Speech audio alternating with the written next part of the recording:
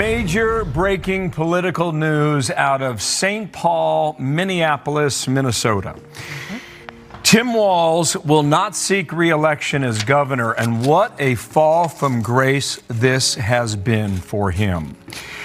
You might recall in the spring of 2023, he pushed through several progressive ideas to the state legislature that caught the attention of Barack Obama, who went to Twitter to give his endorsement for the programs, which eventually caught the attention of people like Kamala Harris, who chose him to be her running mate as the vice president. Introduced in Chicago at the convention in August of last year, a debate that was an absolute disaster with J.D. Vance at one point called himself a knucklehead, but after reportedly billions of dollars have been stolen from taxpayers by way of the state of Minnesota, Tim Walz says he will not seek a third term. What a remarkable 2 years in the national spotlight has been for him, Dana. And Walz hit Trump in his... Good evening, folks. Welcome back to Harlan Reports, the only place where the truth still matters and where we fight for the heart and soul of this great country every single day. Before we get into tonight's show, I need to ask you a favor, a big one. Please, hit that like button, subscribe to the channel, and share this video with everyone you know. Your family, your neighbors, your friends at church. They need to hear this. The mainstream media won't tell you what I'm about to say, but every American deserves to know the truth. Tonight, we have a story that changes everything. It's a story of victory, of justice, and of a hero stepping in just when we thought all hope was lost. So please, help us spread the word. Now, hold on to your seats because what happened today, January 5th, 2026, is going to make you cheer, cry, and thank God that Donald Trump is our president. One thing we haven't heard you specifically react to is the Minnesota fraud that we've seen play out. Well, it just doesn't get worse. I've reacted. It's almost not even believable. This very stupid, low IQ governor, he's a very stupid man because, I had a campaign against him with J.D. And he's a stupid man. And he's a corrupt politician. And the Somalians are ripping off our country to the tune of, looks like $19 billion, but that's only what they can find. So usually when you look at it 19, that would mean it could be 50. But the numbers are astronomical. Think of it. They have a dead country. They don't have government. They don't have anything. They don't have a military. All they do is run around shooting people and trying to capture ships. We don't let them take ships anymore. You know why? We use the same exact missile on them that we use on the drug carriers. And it's very effective. You notice there's nobody capturing ships anymore? Because as they head out to go capture the ship, and the ship doesn't want to fire back because it's very flammable stuff in many cases. And the insurance companies don't want, because they build $1 billion ship, and they don't want anybody firing rockets into the ship. But we're hitting them so hard, and it's very similar. Same missile system. It's called deadly accurate. And do you notice that ships aren't being taken anymore? The pirates are. That's right. I hadn't thought about the pirates aren't. Well, no Somali pirates. It's actually very easy. They head out. We say, guess what? There's pirates. Bing. That's the end of the pirates. Folks, I have to be honest with you. My hands are shaking a little bit tonight, not from fear, but from pure, overwhelming emotion. Have you ever felt that heavy weight on your chest? Worrying about where our country is going. Worrying if the bad guys are always going to win, while good, hard-working people like us get left behind. I know I have.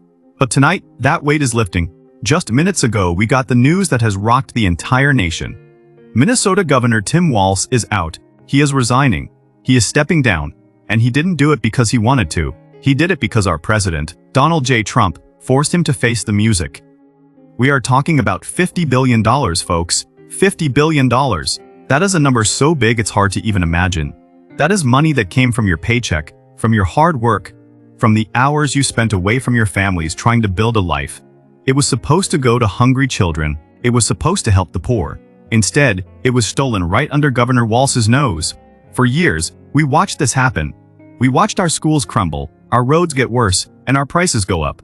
While fraudsters laughed at us, it felt like a betrayal so deep it broke our hearts.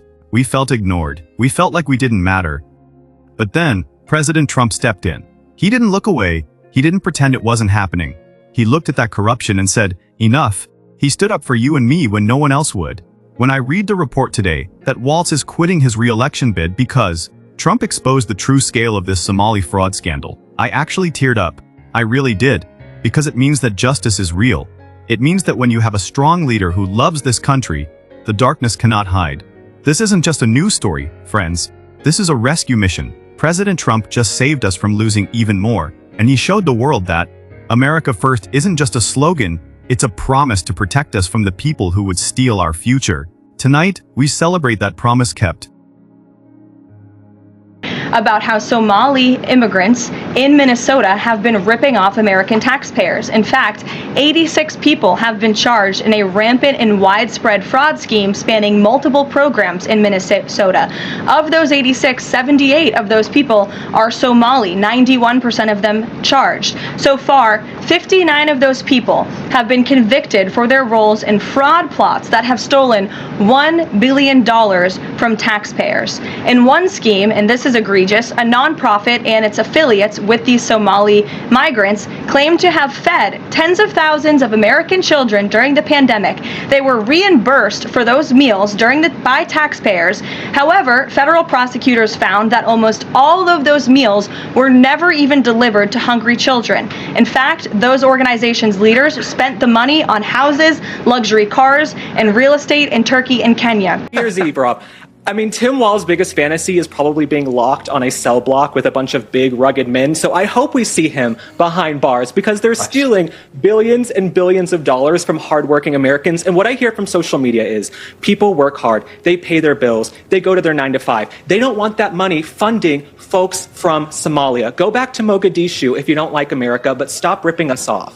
By the way, I completely agree with that. If you are not happy here and you do not like it here and you are a new arrival, guess what? You don't have to stay here. That should be a bumper sticker. It'd be a long bumper sticker, but that should be one. Hogan, two things. One, that's quite an outfit you've got on tonight for New Year's Eve. I'm outside. You know, when I first heard the number, $50 billion, it didn't even register. It's just too big. But then I started thinking about what that money really is. It's not just paper in a bank vault. It's your life. It's the hours you spent sweating on a job site. It's the vacations you didn't take so you could pay your taxes. It's the safety net that's supposed to be there when you fall, and to find out it was stolen, that it was taken by people who laughed at us while they did it. It makes me sick to my stomach. It really does. Let's get into how this nightmare happened, because you deserve to know the truth that Tim Walz tried to hide. It wasn't complicated. It wasn't some high-tech hacker in a basement. It was simpler, and that makes it worse. These fraudsters, many of them tied to Somali networks that President Trump has, bravely called a hub of money laundering, just made things up. They created fake lists of children, thousands of names of kids who didn't exist. They claimed they were feeding these phantom children millions of meals. And Governor Walz's administration, they just wrote the checks. Check after check, day after day. They didn't go look. They didn't count the heads. They just handed over your money. While you were clipping coupons to buy groceries, these criminals were buying luxury cars. They were buying mansions. They were sending millions of dollars overseas to places like Somalia, money that could have funded our veterans, fixed our bridges, or kept our schools safe. They were living like kings on the sweat of your brow. And the worst part? When people tried to blow the whistle, they were ignored. The doors were wide open and the vault was unguarded. It was a free-for-all, and the victim was the American dream. That's why President Trump's words cut so deep and rang so true. He didn't sugarcoat it. He looked straight at Governor Walz and called him a low IQ governor. And you know what? He was right. How else do you explain letting $50 billion vanish right under your nose? It's not just incompetence, it's a tragedy. Trump saw the rot. He saw that while Minnesota families were struggling to find baby formula or pay for gas, a massive theft was happening in broad daylight. He stepped in because he couldn't stand to see you ripped off anymore. He froze those payments. He demanded the audits. He did the job that Walz refused to do. And thank God he did, because without him, who knows how much more would be gone. Based on what we have found so far, we believe that the Somali fraud operation in Minnesota is the single greatest theft of taxpayer dollars through welfare fraud in American history.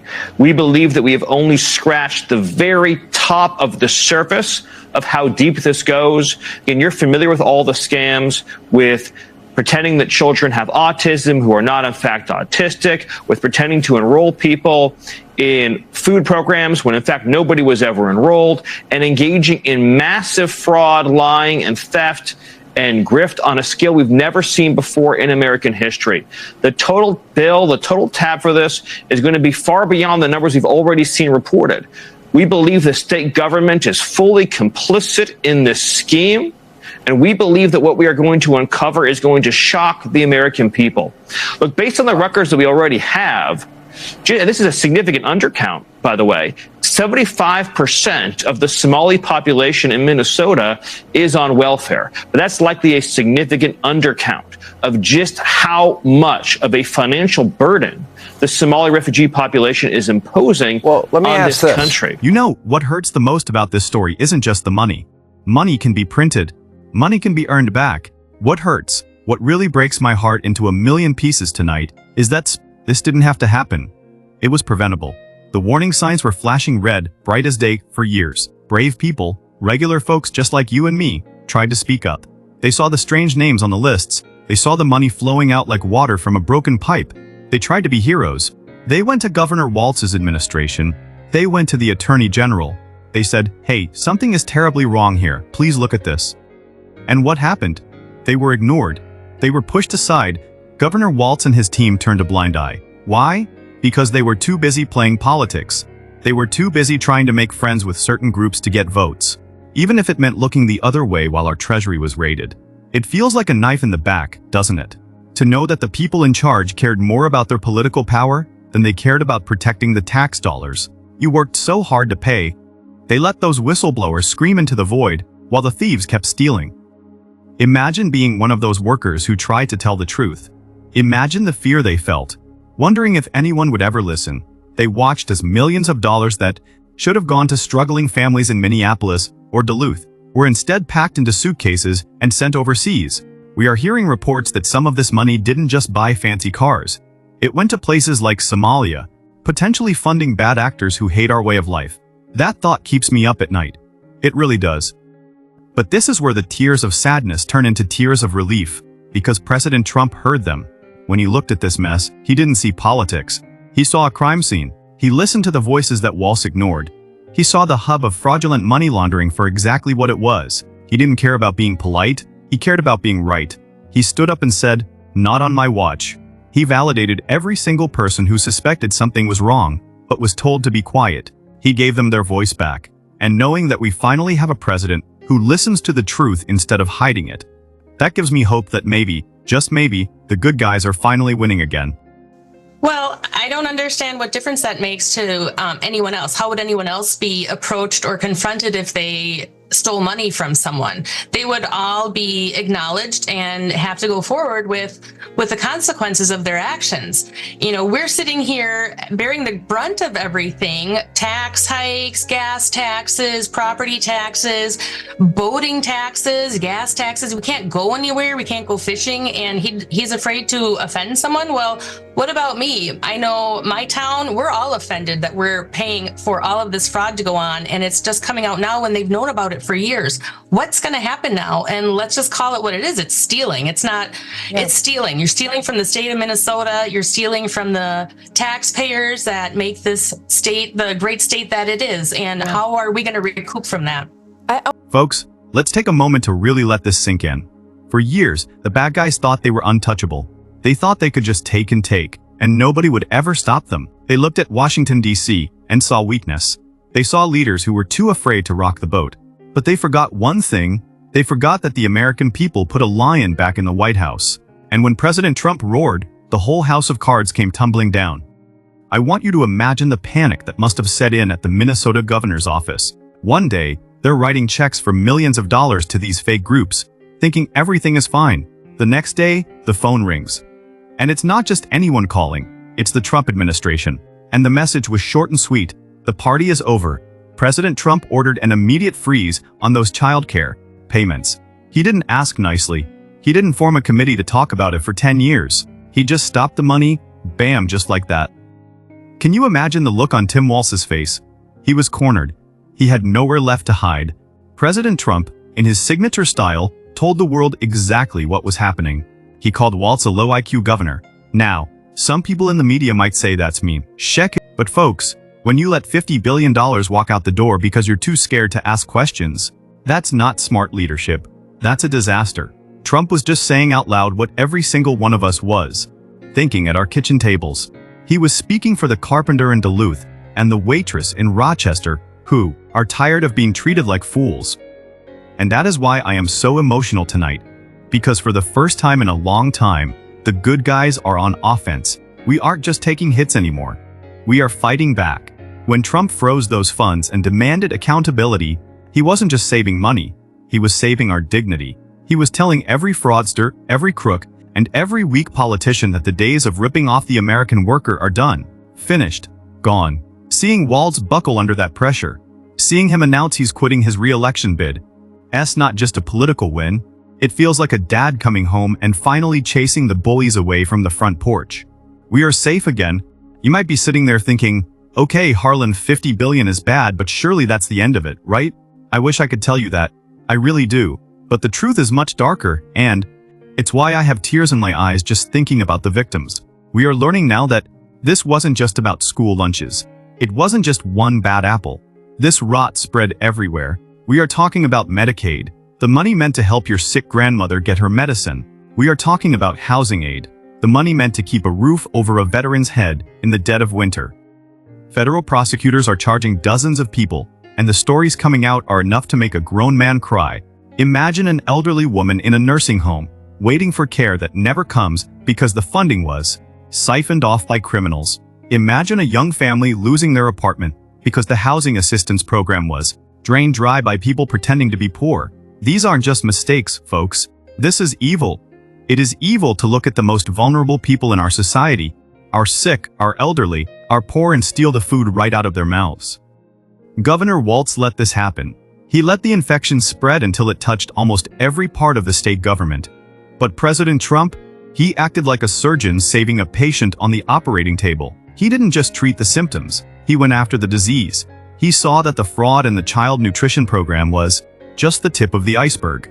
He demanded investigations into Medicaid. He demanded investigations into the housing grants. He is turning over every rock, and the cockroaches are scattering. It makes me so proud to see a leader who actually cares about where your money goes. Trump understands that a dollar stolen from Medicaid is a dollar stolen from a sick American who needs help. He understands that a dollar stolen from housing aid is a dollar stolen from a homeless vet. By forcing Walz out, Trump didn't just win a political battle, he stopped the bleeding. He put a tourniquet on the wound before it could kill the patient. And for the families who were suffering in silence, wondering why the help never arrived, Trump is the answer to their prayers. Folks, I have to take a deep breath before I tell you this next part, because it honestly scares me to death. It really does. We've talked about the money being stolen, and that's bad enough. But where did that money go? That is the question that should keep every single American awake at night. We are now seeing reports, horrifying reports, that some of this cash didn't just buy luxury cars or big houses. It was sent overseas. It was funneled back to Somalia, and some of it may have ended up in the hands of terrorists. I want you to look at your children or your grandchildren right now. Think about how much you love them. Think about how you go to work every day to keep them safe. Now, imagine finding out that the tax dollars you paid, money you thought was helping your community, was actually being used to help groups like Al-Shabaab. These are bad people, folks. These are people who hate our freedom. They hate our way of life. And because Governor Walz was asleep at the wheel, because he refused to ask the hard questions, your hard-earned money might have been fueling the very enemies who want to destroy us. It makes me want to scream. It makes me want to cry tears of pure rage. How could a leader be so careless? How could he let the door stay wide open for so long? We were unknowingly funding the people who want to hurt us, all because the politicians in charge were too afraid to check the receipts. It is the ultimate betrayal. It's not just theft, it's dangerous. It put every single one of us at risk. But then, I remember who is in the White House. I remember that Donald Trump understands the world better than any of them. He didn't just see fraud, he saw a national security threat. He knew that loose money funds bad things. That's why he slammed the brakes. That's why he issued the order. Every state must now justify its spending. You want federal money? Show us the receipts. Show us the photos. Prove that the money is going to an American child, not a foreign fighter. It sounds so simple, doesn't it? But nobody else had the guts to do it. Trump did. He cut off the pipeline. He stopped the flow of cash to our enemies.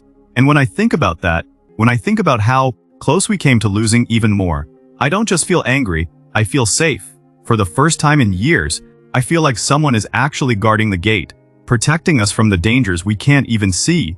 I want to take a minute to stop talking about the billions and the politics and talk about the people who really matter in this story. It's not the politicians in their fancy suits. It's you. It's the people I talk to every single day who just want a fair shake. For a long time, it felt like nobody in charge even knew you existed. You were the forgotten men and women that President Trump always talks about. You paid the bills, you followed the rules, and you watched as the system left you behind. Let me tell you about Sarah from St. Paul. I spoke to her just last week, and her story broke my heart.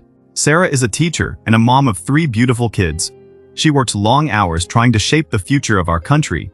But she told me with tears streaming down her face how this scandal hit her home. Harlan, she said, my kids had an after-school program that they loved. It kept them safe while I finished grading papers. But it got cut. They said there wasn't enough money. Can you imagine that? A mother having to tell her children they can't go to their program anymore, not because the money wasn't there, but because it was stolen by fraudsters that Governor Walz didn't stop. But then, Sarah's tears changed. She told me that when she saw President Trump call this out, when she saw him force Walz to face the music, she felt something she hadn't felt in years, hope. It felt like someone finally had our back, she said. It felt like someone was finally fighting for my kids. That is what this is all about, folks. It's about a mom in St. Paul knowing that the President of the United States is on her side. And it's not just Sarah. It's Mike, a truck driver up in Duluth. Mike has been driving big rigs for 30 years, hauling the goods that keep this country moving. He told me I've paid my taxes my whole life. Every paycheck, they take their cut. Seeing $50 billion stolen, it boils my blood. Mike was angry, and he had every right to be, but he told me that watching Trump stand up to this corruption gave him peace.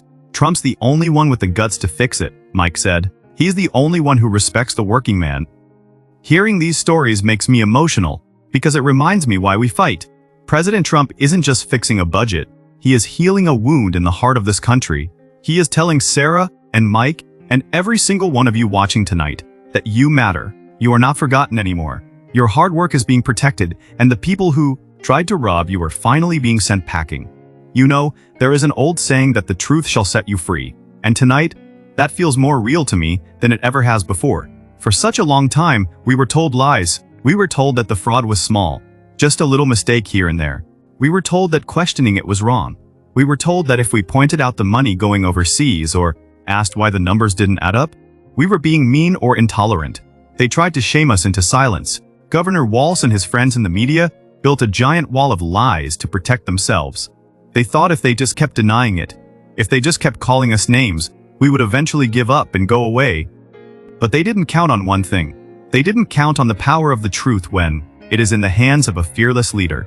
President Trump didn't need a script to tell him what was right. He saw the facts. He saw the $50 billion hole in the ground where your money used to be, and he used the biggest spotlight in the world, the presidency, to shine a bright light on that darkness. When he spoke, that wall of lies didn't just crack. It crumbled. It turned to dust right before our eyes. I want you to feel the relief in that. Think about how many times you've felt gaslighted by politicians who tell you the sky is green when you can see with your own eyes that it is blue. It makes you feel crazy, doesn't it? It makes you feel alone. But when President Trump stood up and said, "This is fraud, this is theft, and it ends now," it was like a breath of fresh air after being underwater. He validated our sanity. He proved that we weren't crazy for worrying about our country. He showed us that the truth is still the most powerful weapon we have. And look at the result. The governor of Minnesota, a man who thought he was untouchable, had to walk away. He had to quit his campaign. Why? Because he couldn't survive the truth. He couldn't hide from the facts once Trump exposed them. This isn't just a political victory, folks, it's a moral one. It proves that no matter how much money they steal, or how many lies they tell, they cannot defeat the truth when good people stand together. That realization brings tears to my eyes, because it means that our country is not too far gone. We can still fix this. We can still win. Friends, wipe those tears from your eyes, because through the pain of this betrayal, I see something beautiful rising. I see a new day dawning for Minnesota, and for every state in our union. For so long, we walked with our heads down, afraid that the corruption was too big to fight. We worried that the values we grew up with, honesty, hard work, love for our neighbor, were being erased by people who only cared about filling their own pockets. But tonight proves that the darkness cannot win when the light shines bright. Think about what this resignation really means. It means that the single mom in Minneapolis, who was told there was no money for her child's daycare, can look at the sunrise tomorrow and know that help is actually on the way. It means the veteran in rural Minnesota who was waiting for housing aid can rest easy, knowing that the thieves are gone and the funds are being protected. It's like a heavy storm has finally passed, and we can all breathe fresh air again. President Trump didn't just clear out a politician, he cleared the way for hope to return to our living rooms. I want you to picture the future we are building together. Imagine a Minnesota where every tax dollar you pay goes exactly where it's supposed to go, to fix a pothole, to teach a child, to heal the sick. Imagine a government that fears the people, not the other way around. That is the America First vision. It's not just a slogan on a hat. It's a promise of a government that honors you. When Trump stood tall against this $50 billion fraud, he was planting a flag in the ground for that future. He was saying, "We are taking our country back, $1, one town, one state at a time."